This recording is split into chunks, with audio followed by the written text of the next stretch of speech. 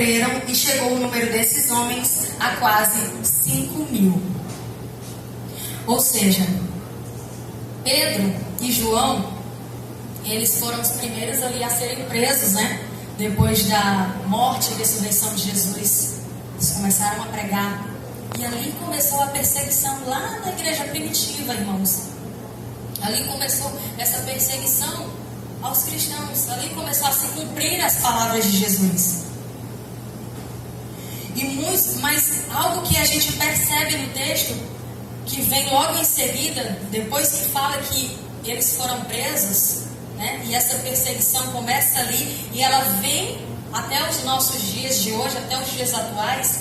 Mas o que precede isso é algo muito interessante. A palavra vai dizer que 5.000 almas, quase 5.000 almas, teriam se entregado ao Senhor a partir da mensagem que Pedro e João estavam ministrando. Ou seja, o inferno tem se levantado contra a igreja, o inferno tem se levantado contra o Senhor, contra a obra do Senhor Jesus. Mas as almas continuam se rendendo.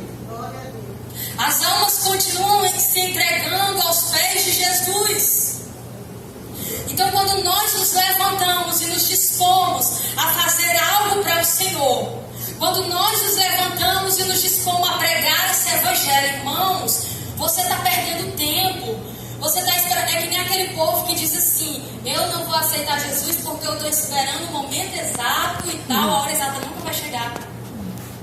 Não existe um momento exato para aceitar Jesus. Nós decidimos, e a partir dessa decisão, Ele nos ajuda, Ele nos guia. Se você for esperar para estar pronto para aceitar Jesus, você nunca vai estar, porque é Ele que prepara. Irmãos, e muitos de nós estamos perdendo tempo. Não vou esperar o melhor momento para falar de Jesus ali, acolá, e tal, e as oportunidades vão passando, e você nunca fala. E essa palavra aqui, o Evangelho de Deus, é poder, irmãos. É poder. Se a igreja soubesse o poder que ela tem nas mãos, com essa palavra, irmãos, as portas do inferno, elas não prevalecem. Aleluia! Glória a Deus! Aleluia, Deus! Aleluia! Não vamos perder o nosso tempo com futilidades, com coisas dessa terra.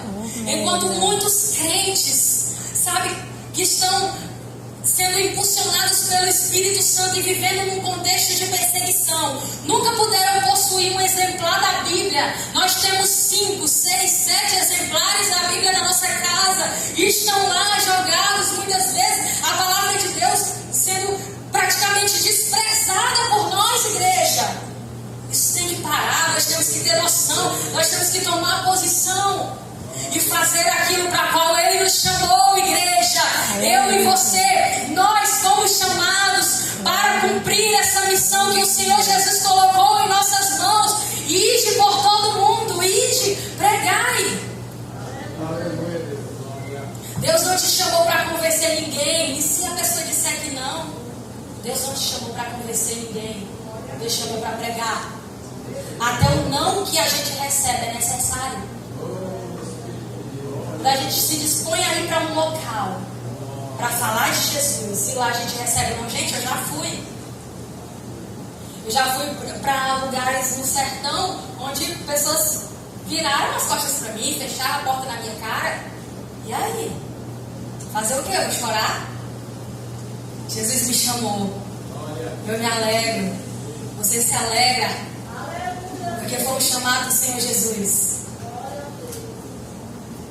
Aleluia, Deus. E aí nós temos, né, a igreja sendo perseguida ali em Atos. E nós sabemos que ainda hoje existem países completamente dominados pelas trevas.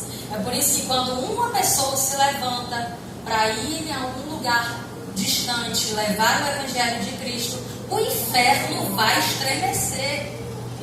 Porque um crente posicionado na presença do Senhor incomoda.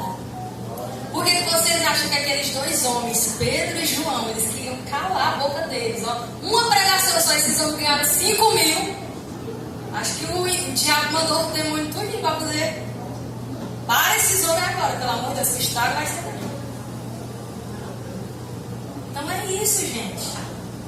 É isso.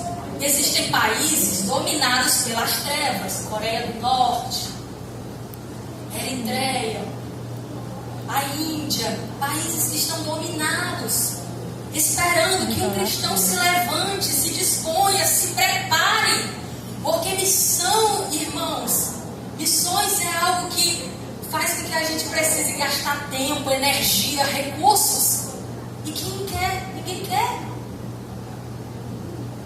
Deus está preparando, está esperando só alguém disposto, com o coração disposto, para entrar nesses países dominados pelas trevas. Ser luz onde já tem luz é muito fácil. Deus está te chamando para ser luz no meio de trevas. Deus está te chamando para ser sal, para dar sabor a lugares que estão, a terras que estão insípidas.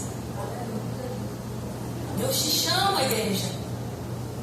Quantos de nós, às vezes a gente diz aquela mensagem lá de Isaías: Senhor, esse aqui, envia-me a mim, mas não se envia-me a mim, envia-me aqui ao Brasil, as igrejas, de igreja em igreja, para eu pregar, para eu cantar, Enquanto existem países, lugares completamente dominados pelas trevas, quem está se interessando por essas almas?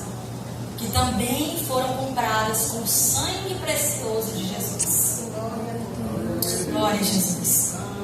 Próximo slide. O destino dos apóstolos. Nós sabemos que o destino dos apóstolos, em exceção João, que morreu de causas naturais, mas todos os outros, até mesmo Matias, que substituiu Judas, todos eles foram martirizados. Todos os discípulos. E o que nós temos esperado do mundo hoje?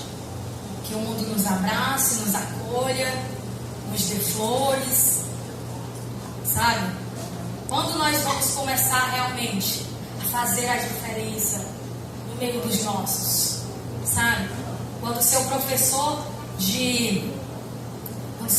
lá na sua escola confronta a tua fé, qual é a tua postura? Quando as ideologias chegam com toda a força, qual é a tua postura diante disso?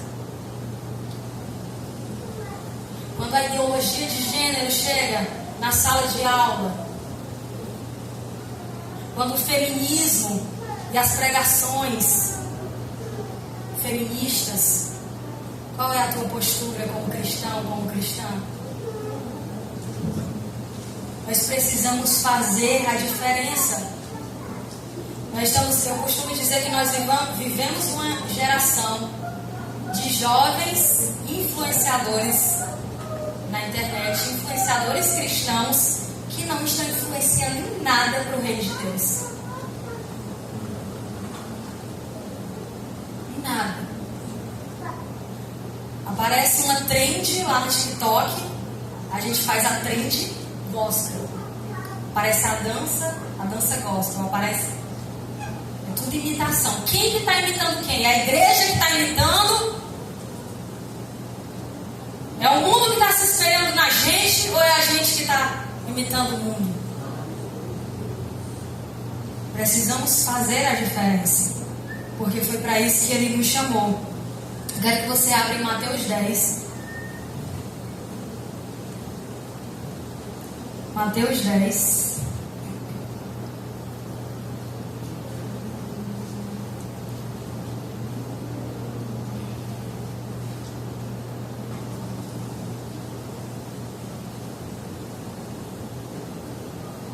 Mateus 10, 22, versículo 22 diz assim: E odiados de todos sereis por causa do meu nome, mas aquele que perseverar até o fim, esse será salvo.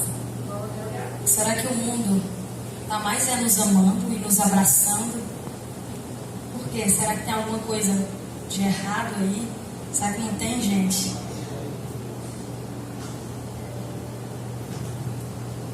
A palavra diz bem claro: e odiados de todos sereis. Odiados de todos. E é isso que acontece com os nossos irmãos. Eles estão sendo odiados por todos, por amor a Jesus Cristo. estão sendo capazes de perder a própria vida, sendo arrancados do seio familiar. O que nós temos feito quanto a isso, em questão de oração e apoio? O que nós temos feito aqui, com a liberdade que Deus nos deu? Os nossos irmãos estão sendo odiados de todos, perdendo a vida. Irmãos, um tempo desse saiu uma campanha aí, né, do movimento LGBT, um movimento político, a gente sabe que é um movimento político, e eles saíram uma campanha nos clubes de futebol. Não sei se vocês viram, muitos clubes estavam usando uniforme, né? Com as siglas, com as cores e usando acho que a braçadeira de capitão, sim, com as cores. E muitos cristãos que jogam futebol estavam usando. Eu acho interessantíssimo, sabe? Porque a gente conhece assim da igreja perseguida e a gente vai fazer uma comparação, não tem como. Que muitos justificavam dizendo assim: não, eu não acredito nessa ideologia, nesse pensamento, mas eu estou usando porque eu não quero perder o meu emprego. Enquanto os nossos irmãos, por muito menos, estão perdendo tudo, mas não negociam seus valores.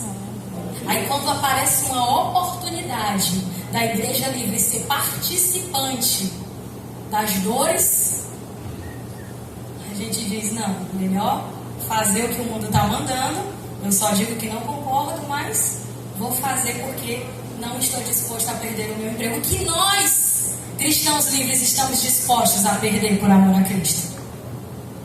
O que nós estamos dispostos a perder, irmãos? Será que tem alguma coisa que a gente está disposto a perder por amor a Cristo? Eles não perdem só o emprego, não. Eles perdem a vida, eles perdem tudo. Mas eles não negociam aquilo que eles aprenderam de princípios e valores que estão na palavra do Senhor Jesus.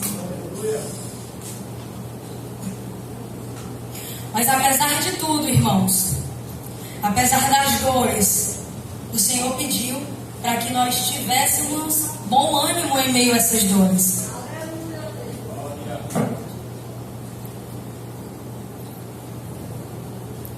Neste mundo vocês terão aflições, contudo, tenham ânimo, eu venci o mundo. O Senhor nos diz, o Senhor não nos promete flores, não nos promete uma vida fantástica, maravilhosa aqui nessa terra. Pelo contrário, Ele diz que a gente vai ser perseguido, a gente vai ser odiado. Sabe, cristão que não é perseguido, tem em todo lugar também. Cristão não perseguido, sabe qual é? Tanto faz aqui como lá na Coreia do Norte, como em qualquer outro lugar. Sabe qual é? Aquele que diz receber a Cristo, fica quietinho no canto dele, não faz nada. Não faz nada. Ele não vive o cristianismo. Um lugar que tem igreja, né? Como aqui, por exemplo, em alguns outros países, né, tem igreja, ele vai para a igreja. Ele volta à igreja. Mas ele não compartilha do amor de Jesus. Então esse é o único cristão não perseguido. É o cristão que não faz diferença nenhuma. Eu não sei se os irmãos já ouviram. Provavelmente a maioria de vocês já ouviu essa história, né, que tinha um rapaz em cima do muro e um monte de irmão lá chamando ele para um lado: pô, vem pra cá e tal, vem. Jesus te ama, Deus, vem aqui pro nosso lado. E todo mundo gritando, e do outro lado, Satanás sentado lá, muito à vontade. E aí ele simplesmente olha e vê aquela gritaria toda, chamando ele para pular para um lado e tal, e do outro lado, Satanás. E aí ele olha para Satanás e diz: olha, tá todo mundo me chamando, desesperado, louco, para que eu vá pro lado deles, e você não tá fazendo nada. Aí ele: não, porque você está em cima do muro, você já está do meu lado. Quando nós estamos em cima do muro, ou seja, quando nós estamos neutros, quando nós não estamos fazendo nada, irmãos, quando nós não estamos fazendo diferença nenhuma, nós não somos uma ameaça para o inferno. Nós já contribuímos com o inferno, você sabe disso? Quando um cristão ele não faz diferença nenhuma nessa terra, ele já está contribuindo, porque ele não está atrapalhando. Desse jeito. Agora, no momento em que você se posicionar, se levantar e começar a fazer algo de realmente importante na presença do Senhor, aí o inferno vai se levantar mesmo. Porque é assim a vida do cristão. Seremos odiados, seremos perseguidos e odiados de todos por causa do nome do Senhor. Mas a promessa é: aquele que perseverar até o fim será salvo. Aleluia, Jesus. Essa é a nossa esperança, irmãos. Essa lista que o Portas Abertas levanta todos os anos é uma lista com 50 países. O DIP, nós estamos aqui centralizados nos 11 primeiros que sofrem perseguição extrema. Os outros estão no nível de perseguição severa. E nós sabemos dessa lista. Nessa lista existem muitos países muçulmanos que são perseguidores dos cristãos, países comunistas. Aqui na América Latina nós temos Cuba na lista de observação, irmãos, Venezuela na lista de observação, país comunista que persegue os cristãos. Temos Cuba, que aumentou muitíssimo a perseguição em Cuba. E nós precisamos levantar aí uma bandeirinha vermelha, porque nós estamos na América Latina. Nós temos hoje no poder o presidente que é o maior líder, um dos maiores líderes comunistas da América Latina. Então é necessário a gente levantar essa bandeira vermelha e observar tudo, porque a política também influencia na nossa vida. O Estado influencia na vida da sociedade. Pode passar o próximo, irmão.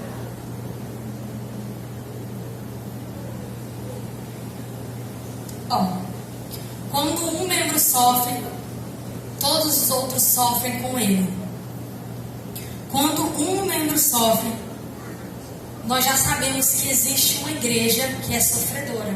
Uma igreja que está sofrendo e sentindo as dores de Cristo. Está sendo participante das dores do Senhor Jesus Cristo. E como nós como igreja, nós como corpo de Cristo, a palavra de Deus, abra aí, irmão, sua Bíblia em 1 Coríntios 12, 26. A palavra do Senhor em 1 Coríntios 12, 26.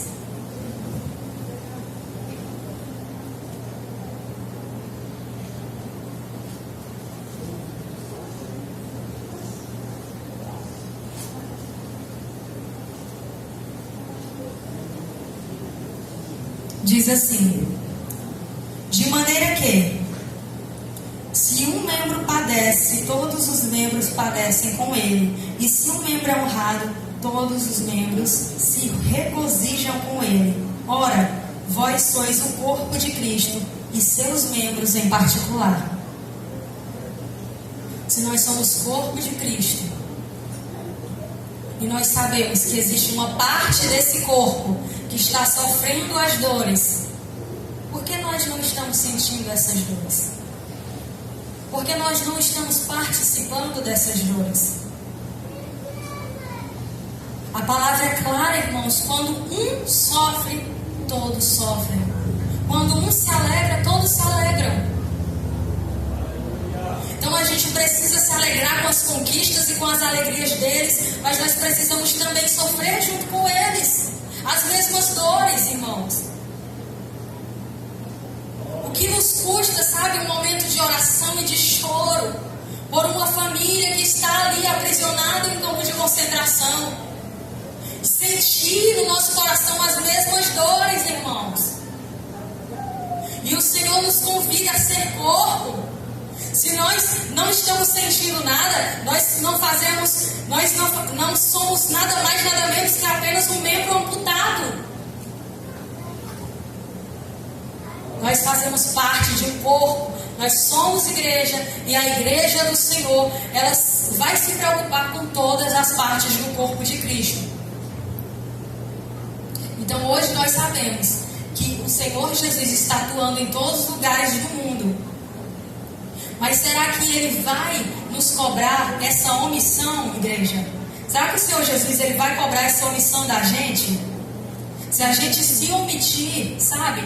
Não, isso aí não tem nada a ver comigo, isso aí não é comigo, é com outra pessoa. Será que o Senhor Jesus vai cobrar a gente? Em Mateus 25, a partir do 34, diz assim, ó. Vou ler aqui para você. Então dirá o rei aos que estiverem à sua direita: vinde benditos de meu Pai, possuí por herança o reino que vos está preparado desde a fundação do mundo. Por quê, gente? Porque tive fome e deste-me de comer, tive sede e deste-me de beber, era estrangeiro e hospedastes-me, estava nu e vestistes-me, adoeci e visitaste-me, estive na prisão e foste me ver. Então os justos lhe responderão dizendo: Senhor, quando te vimos com fome e te demos de comer, ou com sede e te demos de beber? E quando te vimos estrangeiro e te hospedamos, ou nu e te vestimos? E quando te vimos enfermos ou na prisão e fomos te ver? E respondendo o rei lhes dirá: em verdade vos digo que, quando fizestes a um destes meus pequeninos irmãos, a mim o fizestes. Igreja, eu sei que muita gente, é porque a gente costuma trazer o texto muito por dentro do nosso contexto de vivência. Mas quando a gente lê esse texto, muita gente usa esse texto para dizer assim: você tem que ir nas penitenciárias, nas prisões, visitar as pessoas, porque ali diz que quando a gente foi lá nas prisões, porque ali Jesus disse que a gente vai visitar ele nas prisões, como se a gente estivesse visitando Jesus e tal. Mas esse contexto aqui, não, claro que você tem que fazer esse trabalho, a gente deve fazer esse trabalho, né, de visitar, levar a palavra para essas pessoas. Mas esse texto aqui está falando dos servos do Senhor Jesus. Quem são esses que estão passando literalmente fome, sofrendo prisões? Jesus sabia que lá na frente os discípulos iam passar por isso.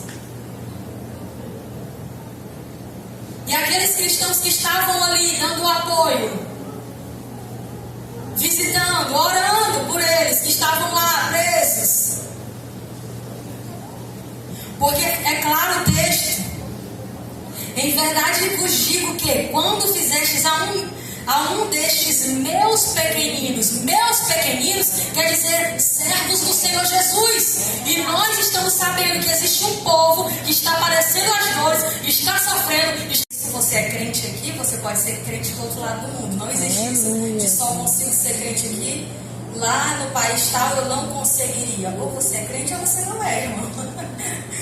Então, claro que nós buscamos um direcionamento quando há um desejo de viajar para outros países, né, algo que Deus coloca no nosso coração. Claro que existe um direcionamento de Deus ali, você precisa orar, buscar bastante, mas Deus ele só procura corações que estejam dispostos. Deus ele procura corações. Se você tem um coração disposto para Deus e tem um coração que está intercedendo por almas, né? Por que não? Então, irmãos, nós atuamos, né? E aqui com Portas Abertas, nós atuamos no apoio ao correspondente local daqui de Fortaleza, que é o Alex. Eu e meu esposo, a gente já vem ajudando, auxiliando ele há algum tempo.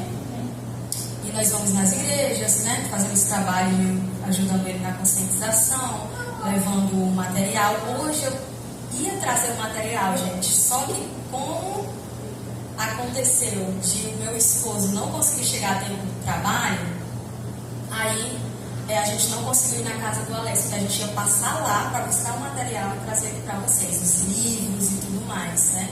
Mas acredito que vai haver outra oportunidade. E então, gente, como eu estava falando, nós atuamos, né, nesse apoio com o Alex. E hoje eu estou aqui com é a primeira vez que eu falo sobre o DIP. Já participei do DIP, mas não assim palestrando, ou falando, ou ministrando, né, num culto de DIP. E essa é a primeira vez, eu me sinto muito honrada, é uma responsabilidade muito grande, né, para a gente falar sobre a igreja perseguida, sobre os irmãos que estão num contexto de perseguição. E a irmã já colocou aí, né, a gente A gente hoje, nesse ano, todos os anos, irmãos, eles escolhem um país. Um país. Ano passado, se eu não me engano, foi a Nigéria. Mas todos os anos eles escolhem um país onde a igreja vai ouvir um pouco sobre aquele país, vai saber um pouco mais sobre aquele país, entender o que se passa e poder orar mais, conscientizar outras pessoas, contribuir de alguma forma. Mas esse ano foi diferente, eles escolheram os 11 primeiros países da lista da perseguição, né? Existe uma lista e eles escolheram os 11 primeiros países que vivem em perseguição extrema. A irmã pode passar para o próximo slide? Antes de eu entrar, né, no assunto dos países, da gente mencionar aqui, cada país, eu quero falar um pouco com os irmãos sobre a Portas Abertas rapidamente. A Portas Abertas, quem aqui já conhece a missão, a agência Portas Abertas? Os irmãos conhecem, outros não, né? Passam a conhecer agora. Portas Abertas, irmãos, é uma agência missionária que atua há muitos anos. Se iniciou em 1955 com o irmão conhecido como o irmão André, que o irmão André é um holandês, e esse irmão holandês, ele entrava nos países daquela antiga chamada Cortina de Ferro, os países comunistas, que proibiam a entrada de Bíblias, e o irmão André entrava infiltrado dentro desses países para levar Bíblia para esses cristãos que não tinham acesso a palavra de Deus. E com isso se iniciou o trabalho do Portas Abertas, irmãos. E o irmão André ficou muito conhecido como o contrabandista de Deus, porque ele fazia o contrabando de Bíblia, né? Ele entrava com Bíblia onde não podia entrar com Bíblia, onde era crime. E nisso ele lançou esse livro, que é O Contrabandista de Deus. Ele sempre lança uma edição nova, uma capa nova para esse livro. Já existe há alguns anos, mas sempre o Portas Abertas traz uma nova capa para esse livro. E eu sempre compro, quando sai capa nova eu compro. E, irmãos, é uma bênção, conta toda a história do irmão André. O irmão André viajava de fusquinha, com um monte de Bíblia, passava por guardas, aconteciam milagres incríveis. Sabe que os milagres, uma das orações que o irmão André fazia, alguém já conhece aqui, já leu o livro Contrabandista de Deus? Se não, leiam esse livro, porque ele é incrível, é maravilhoso, faz parte da história da igreja. E, irmãos, o irmão André, ele fazia uma oração, sabe? Ele dizia assim para Deus: Senhor, quando o Senhor esteve na terra, o Senhor fez os homens enxergarem, o Senhor fazia os homens verem. Agora eu te peço, faz aqueles que enxergam não enxergarem. E assim ele passava pelos guardas. Já chegou a acontecer, irmãos, ele conta, né? Estou dando uns spoilers aqui, né? Ele conta que já chegou a acontecer dele parar na fronteira e os guardas abrirem ali o capô e estava abarrotado de Bíblias. E ele disse: é agora que vão me prender. E o guarda simplesmente fechou e disse assim: vai depressa, porque senão essas verduras que você está levando vão estragar. É incrível, irmão, o agir de Deus quando você se dispõe. Meu esposo, ele sempre costuma dizer uma coisa, que os discípulos, quando eles entraram em Samaria, eles contemplaram aquele poço que era conhecido como Poço de Jacó. Só que possivelmente eles viveram a vida inteira e eles nunca tinham visto o Poço de Jacó, que era um milagre, né, de Deus, que Deus fez brotar água no deserto. Jacó cavava aqueles poços, né? E eles possivelmente nunca tinham visto, porque aquele poço estava localizado em Samaria. E os judeus, eles não entravam em Samaria, porque tinha aquela rixa. Irmãos, possivelmente eles deixaram de... E eles, quando eles se disponibilizaram a fazer o que eles não queriam fazer, por amor a Jesus, e a fazer o que Jesus estava mandando, a sair do lugar de conforto, eles passaram a contemplar os milagres de perto. E é isso que acontece quando a gente sai do nosso local de conforto para ir ao campo. A gente começa a ver os milagres acontecendo. Foi assim que aconteceu na vida do irmão André, foi assim que aconteceu na vida dos discípulos, é assim que acontece ainda hoje, na minha e na sua vida, quando nós nos dispomos a obedecer a ordem do Senhor: ide por todo mundo e pregai o Evangelho a toda criatura. O Senhor Jesus, ele é maravilhoso. peço à irmã que passe próximo. Então, irmãos, esse ano foram uma lista de os países mais perigosos para os cristãos. Todos os anos, essa agência Portas Abertas, que é uma agência seríssima, muito conhecida, a agência Portas Abertas, todos os anos ela faz um levantamento de 50 países onde os cristãos sofrem perseguição extrema e severa. Todos os anos sai essa lista, e essa lista, irmão, ela é direcionada para nós, para a igreja, para que a gente encontre esse material, olhe, observe, veja os países onde há dificuldade e que a gente possa se engajar em projetos para ajudar, para que o evangelho possa avançar nesses países.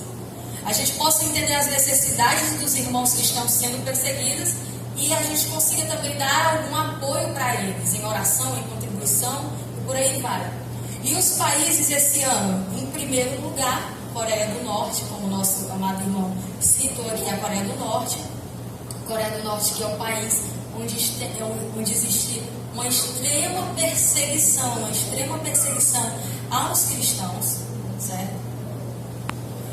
E vem também depois Somália, Iêmen, Eritreia. Depois eu espero falar para vocês um pouco, né, sobre a Eritreia e também desse livro aqui, que também é um livro do Portas Abertas sobre uma cristã da Eritreia.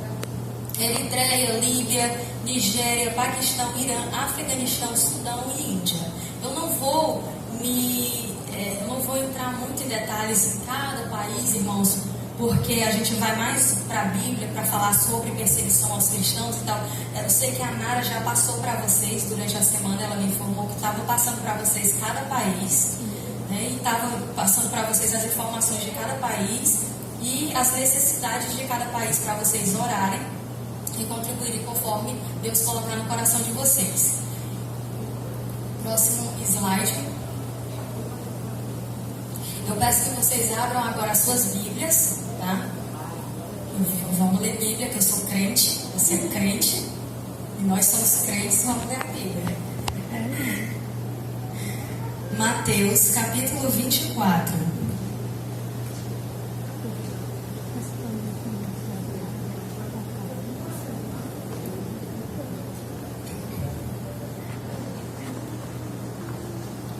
Amém? Glória a Deus. Mateus capítulo 24. Vamos começar a partir do versículo 3, que diz: E estando assentado no Monte das Oliveiras, chegando-se a ele os seus discípulos em particular, dizendo: Dize-nos, quando serão essas coisas? E que sinal haverá da tua vinda e do fim do mundo? E Jesus respondendo disse-lhes: Acautelai-vos que ninguém vos engane, porque muitos virão em meu nome dizendo: Eu sou o Cristo, e enganarão a muitos. E ouvireis de guerras e de rumores de guerras. Olhai, não vos assusteis, pois é mister que tudo isso aconteça, mas ainda não é o fim. Porque se levantará nação contra nação, e reino contra reino, e haverá fomes e pestes e terremotos em vários lugares. Mas todas essas coisas são o princípio das dores. E o verso 9 que diz: Então vos hão de entregar para serdes atormentados, e matar-vos-ão, e sereis odiados de todas as nações por causa do meu nome. Ou nessa versão que vocês estão vendo no slide que diz: Então eles os entregarão para serem perseguidos e condenados à morte, e vocês serão odiados por todas as nações por minha causa. Então, irmãos, aqui nesse texto, né, no capítulo 24 de Mateus, Jesus está ali com os discípulos, como ele costumava fazer, sempre com amor, conversar com os discípulos, discipulá-los. E Jesus estava ali no Monte das Oliveiras, junto com os discípulos, quando surgiu o seguinte questionamento. Os discípulos queriam saber quais eram os sinais para que eles entendessem que estava próximo o fim dos tempos. E Jesus começa a explicar que surgiriam homens se passando por ele, dizendo ser o Cristo. Haveria guerras, rumores de guerras, nação contra nação. Mas tudo isso seria apenas o princípio das dores. E Jesus fala algo que está aqui, que é o versículo 9, para o que nós estamos aprendendo aqui hoje um pouco mais, que no versículo 9 Jesus diz: então eles os entregarão para serem perseguidos e condenados à morte, e vocês serão odiados de todas as nações por minha causa. Então Jesus deu um alerta, um aviso aos discípulos. Ele disse algo, era como se Jesus estivesse dizendo: ó, vocês não vão ser abraçados, vocês não vão ser abraçados pelo mundo, todos vão odiar vocês. Jesus não diz só os judeus, Jesus diz: vocês serão odiados em todas as nações por causa do meu nome. Porque o Evangelho, irmãos, nós sabemos que Jesus é amor, nós concordamos com isso, mas o Evangelho, ele confronta. O Evangelho, ele é confronto. Então o Evangelho, quando ele chega, é para confrontar o coração do homem. Então com isso, irmãos, a perseguição, ela se levanta. E é isso que nós sabemos que muitos cristãos têm vivido. Eu li um livro também do Portas Abertas, irmão, todos os livros de Portas Abertas eu acho assim maravilhosos, sabe? E eu compro todos. Sempre que sai eu compro. Esse daqui é Andar com Jesus é estar em apuros.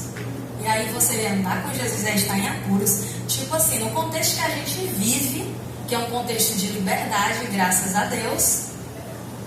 No contexto que a gente vive, a gente pensa, andar com Jesus é estar em apuros, mas eu ouço sempre que andar com Jesus é bênção, andar com Jesus é vitória, andar com Jesus é coisas boas, paz, é amor, no final sempre dá tudo certo, irmãos. Espiritualmente falando, sim. Espiritualmente falando, sim. Mas andar com Jesus pode te colocar em situações difíceis, complicadas. Porque entenda, quando você prega o Evangelho, quando você ministra o Evangelho, quando você fala de Jesus para as pessoas, é confronto, é confrontante. Claro que muitas vezes a gente diz um Jesus te ama e não parece ser confrontante. Mas quando a gente explana o Evangelho de uma forma que nós apresentamos o plano da salvação para o pecador, que é mostrando ao pecador que ele, dando a ele todo o texto bíblico que faz com que ele compreenda que ele é pecador, mostrando para ele o que é o pecado, trazendo para ele a noção que ele precisa arrepender-se, aí isso é confrontante. E o Evangelho, ele pode nos colocar em diversas situações diferentes. Então eu acho interessante o que o nosso querido irmão fala nesse livro, porque aqui atrás diz assim: o autor conclui que não existe cristão não perseguido. É claro que quando nós vamos comparar o tipo de perseguição que um brasileiro pode sofrer no Brasil com o tipo de perseguição que um cristão na Coreia do Norte pode sofrer, claro que é absurdamente uma realidade completamente diferente. Mas o autor conclui que não existe um cristão que não seja perseguido. A diferença da hostilidade está na intensidade e no tipo. Então, você está seguindo Jesus, você está nesse caminho, saiba que você vai encontrar, sabe, dificuldades. E assim os nossos irmãos também encontram. E fala também aqui, ó, e o motivo é que os cristãos dão testemunho da fé. Os cristãos que dão testemunho da fé confrontam os poderes constituídos. Então, se você é um cristão que dá testemunho da fé, da sua fé, da fé em Cristo, do Evangelho, você vai confrontar o mundo. Você vai confrontar o mundo espiritual. O mundo espiritual vai se levantar de alguma forma também física para tentar te abater. Então, a primeira coisa que nós precisamos entender é que quando nós entregamos a nossa vida a Cristo, não é tudo só tranquilidade, irmãos. Como eu falei, paz, tranquilidade, todas essas coisas a gente pode ter, internamente. Mas nem sempre as situações da vida vão nos levar a ambientes tranquilos. Por quê? Porque quando nós nos dispomos a falar do Evangelho para quem não conhece ainda, o inferno, obviamente, vai se levantar com muita intensidade. E existe ainda hoje, o que a gente precisa saber e entender, é que existe ainda hoje uma igreja que vive como a igreja primitiva, que sofre como a igreja primitiva sofreu, ou até mais. E aí você diz, nossa, eu não acredito que você está falando que existem pessoas hoje que sofrem mais do que os discípulos sofreram. Nosso irmão, novamente, estava falando aqui da Coreia do Norte. Exemplo da Coreia do Norte. Irmãos, houve uma notícia que eu acho que os irmãos devem ter ouvido falar, de uma criança de 2 anos que foi condenada à prisão perpétua na Coreia do Norte. Aí houve um burburinho grande na internet para saber se isso era verdade ou não. Aí quem foi que apareceu para trazer a informação correta? A agência Portas Abertas. E a agência Portas Abertas trouxe a seguinte informação. Em 2009, uma família de 5 pessoas foi pega na madrugada por soldados coreanos, norte-coreanos, e esses soldados, irmãos, eles confrontaram aquela família e encontraram uma Bíblia. E lá você não pode ter nenhuma religião, você não pode servir a nenhum Deus, você só pode servir ao Partido Comunista. E irmãos, o que foi que aconteceu? Eles prenderam toda aquela família, inclusive uma criança de 2 anos, e todos foram sentenciados à prisão perpétua. Parece algo surreal, mas é isso mesmo. E não só eles, mas 3 gerações da mesma família também sofreram consequências. 3 gerações. Na Coreia do Norte, quando um cristão entrega a vida a Cristo, ele não chega em casa falando para a família: gente, eu entreguei minha vida a Jesus. O evangelho chegou de alguma forma para ele. O missionário entrou lá, o evangelho chegou de alguma forma para essa pessoa. Essa pessoa não vai chegar em casa contando para todo mundo que ele agora serve a Jesus. Por quê? Porque desde criancinha ele é doutrinado pelo governo. Desde pequenininho ele é doutrinado pelo governo que ele deve ser fiel e servir apenas à família Kim e ao Partido Comunista da Coreia do Norte. Então ele é doutrinado desde pequenininho, irmãos. Então, na cabeça deles não existe um Deus. Eles são um povo ateu, eles são um povo que eles não têm a permissão para crer em alguma coisa. Lá não tem uma igreja que a pessoa vai sair e vai dizer assim: eu vou entrar aqui nessa igreja para ver o que é que eles dizem. Não existe isso. Eles nascem e crescem entendendo que só quem pode dar uma vida melhor para eles, só quem pode fazer alguma coisa por eles ou prover algo na vida deles é o Partido Comunista e a família Kim. Então, é sim verdade. Se algum dos irmãos viu essa notícia, hoje esse rapaz deve ter aproximadamente, deve ser um adolescente de 16 anos que deve viver um campo de concentração. E lá é dessa forma. O cristão ele é jogado dentro de um campo de concentração, onde eles não vão meter um tiro na cabeça dele. Não, eles vão torturá-lo durante toda a vida e ele vai definhar até a morte. Então essa é a realidade que nós, irmãos, nós cristãos livres, muitas vezes não conhecemos, mas nós precisamos nos interessar a saber onde que o evangelho ainda não chegou. Tal lugar ali já chegou, mas está tendo tais dificuldades. Quais são as dificuldades que estão acontecendo em tal lugar? O que eu posso fazer? Como eu posso me envolver? De que forma eu posso ajudar? Então nós precisamos nos interessar mais, porque existe ainda hoje uma igreja sofredora. Uma igreja que é coparticipante das mesmas dores do Senhor Jesus. E como... Meu Deus do céu, parece até uma coisa, né? Eu tô só dizendo aqui o que o irmão falou, É porque o irmão falou muita coisa boa. Eu tô aproveitando aqui o que ele falou. O que ele falou sobre a liberdade aqui no Brasil que nós temos, né? Nós temos muita liberdade aqui no Brasil. Será que nós estamos aproveitando essa liberdade? O que nós estamos fazendo com os recursos que Deus nos dá? O que nós estamos fazendo com a liberdade que nós temos? Será que nós temos pregado em nosso contexto, irmãos? Não estou esperando a melhor oportunidade para falar de Jesus na minha escola. Eu estou esperando a melhor oportunidade para falar de Jesus no meu trabalho, com toda a liberdade que a gente está. Aí o irmão já está há 1 ano no mesmo emprego. emprego, sentando do lado da mesma pessoa todo dia, mas nunca compartilhou Jesus. Aí fulano já está não sei quantos dias na mesma universidade, não sei quantos anos na mesma universidade, não sei quantos anos na mesma escola, mas nunca falou para o colega do lado sobre as maravilhas das boas novas de Jesus Cristo. E o que nós estamos fazendo com essa liberdade, com os recursos que Deus nos dá? Será que quando o nosso salário chega na nossa mão, a gente olha assim: Senhor, o que eu devo fazer com esse recurso que o Senhor tem mandado para mim? Que o Senhor tem providenciado na minha vida? A gente pensa logo em gastar nas comprinhas da Shein, né, gente? Mas não é assim.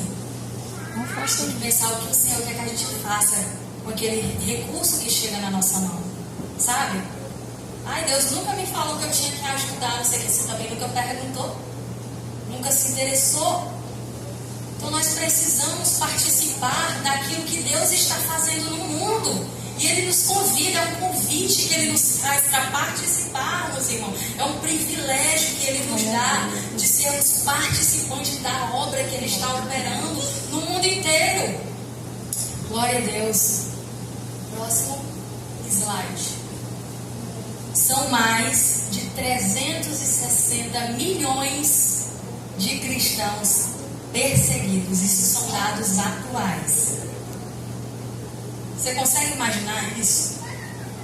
Mais de 360 milhões de cristãos perseguidos, ou seja, cristãos que vivem em países em contexto de grande perseguição. Imagina aí quem ainda não ouviu falar de Jesus. É muita gente ainda. Eu, particularmente, ouvi a minha vida inteira que tudo já tinha sido cumprido, que o Evangelho já tinha sido pregado no mundo inteiro. Irmãos, quando eu descobri que isso não era verdade, vai ser um nó assim na minha cabeça. Ainda é muita gente, ainda existem muitos povos, ainda existem muitas tribos, muitas nações, muitas línguas. O que nós estamos fazendo, irmãos, mais uma vez, o que nós estamos fazendo com os recursos? Será que nós estamos orando? Ou então será que nós estamos orientando os nossos filhos, os nossos jovens, as nossas crianças a cresça, trabalhe para você ter uma casa, para você ter um emprego, para você ter uma família? É tudo eu e o reino de Deus. E a mensagem da salvação. Quando nossa oração deveria ser: Senhor, qual o curso que o Senhor quer que eu faça? Qual a profissão que o Senhor quer que eu exerça? De que forma vai servir para o teu reino? Quantos de nós, igreja, quantos de nós estamos nos interessando de aprender um novo idioma? De aprender uma língua diferente? O árabe, ou o coreano, ou o japonês. Sabe quantos de nós, para alcançar esses povos, que tem muitos deles que nunca ouviram nem sequer o nome de Jesus? Você acredita nisso? Eu, uma certa vez, vi um testemunho de uma missionária que se chama Kellen Gaspar, e ela foi missionária nas tribos indígenas, e ela disse que se deparou com uma situação em que ela conversava com um índio, e esse índio disse para ela: eu sei que existe algo maior, eu sei que existe uma força maior, eu sinto que existe algo maior, eu sinto que existe alguém maior, mas eu não sei o nome dele. Ninguém nunca me disse quem ele é. Ninguém nunca me apresentou. O que nós estamos fazendo com a liberdade, com os recursos que Deus tem colocado nas nossas mãos?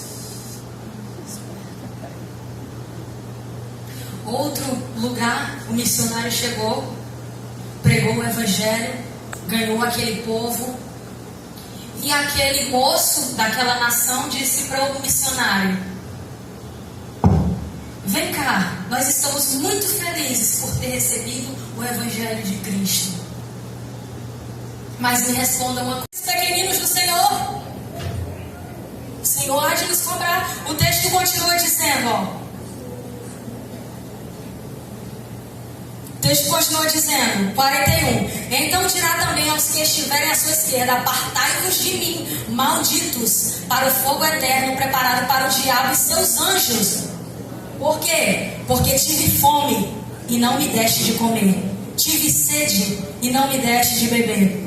Sendo estrangeiro, não me hospedaste. Estando nu, não me vestistes. O enfermo, na prisão, não me visitastes. Então eles também lhe responderão, dizendo: Senhor, quando te vimos com fome, ou com sede, ou estrangeiro, ou nu, ou enfermo, ou na prisão, e não te servimos? Então lhes responderá, dizendo: em verdade vos digo que, quando um destes pequeninos, quando a um destes pequeninos o não fizestes, não o fizestes a mim.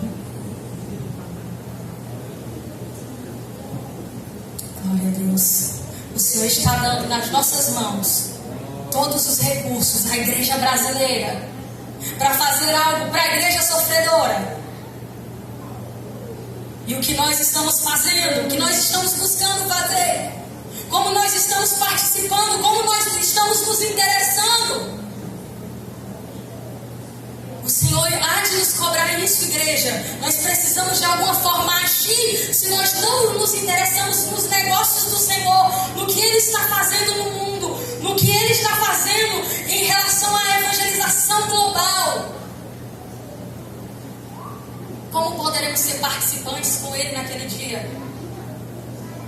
Ele sabendo que nós estávamos com essas informações. Vai ser muito duro ouvir do Senhor que Ele teve fome e sede e nós nos recusamos a fazer.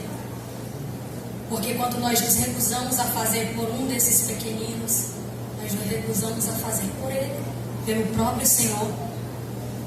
Pode passar, irmão.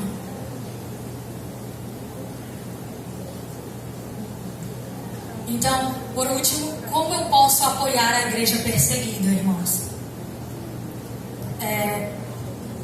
Primeiro, orando. Lógico. Atos 12, por exemplo, né, que fala no contexto ali que Pedro é liberto milagrosamente da prisão. O que a igreja estava fazendo? Orando. A igreja estava incessantemente orando por Pedro enquanto ele estava lá na prisão. Será que nós podemos gastar um pouco do nosso tempo orando pelos nossos irmãos que estão presos? É interessantíssimo o trabalho que o Portas Abertas faz, porque eles trazem informações do que está acontecendo lá. Existe uma revista que eles mandam, eu recebo essa revista todo mês na minha casa, e eles nos informam através dessas revistas especificamente os pedidos de oração dos nossos irmãos. De uma forma muito fácil nós podemos entender o que está acontecendo e clamar por eles, orar por eles. Muitas vezes, irmãos, nós temos essa oportunidade, mas não fazemos. Nós negligenciamos essa oportunidade de orar. Glória a Deus. De orar pela igreja perseguida, de orar pelos nossos irmãos que estão padecendo essas necessidades. Sabe o que custa para nós orarmos, sentir essas dores, sentir essas mesmas dores? Outra forma que nós podemos é contribuindo. Em Filipenses 4 a gente vai ver Paulo agradecendo a contribuição financeira da igreja. Em 2 Coríntios 8, do 1 ao 7, você vai ver os irmãos da Macedônia contribuírem alegremente apesar das dificuldades. Paulo ele descreve ali em 2 Coríntios 8, do 1 ao 7, ele descreve, irmãos, a dificuldade, como aquela igreja era pobre, mas eles queriam participar. Paulo deixa bem claro, aquilo eu não vou ler para não tomar muito tempo aqui, mas Paulo deixa bem claro, depois vocês leiam esse texto, 2 Coríntios 8, 1 ao 7, a igreja padecia de necessidades, mas ela queria participar. E sabe uma coisa interessante, que muitas, como a gente lê muita coisa, lê muitos livros em relação a missões, a gente vê muitos testemunhos. Teve um livro que eu li que se chama O Homem do Céu. Esse livro é maravilhoso. E ele conta a história de um irmão chinês perseguido, né, vivendo num contexto de perseguição na China comunista. E lá, irmãos,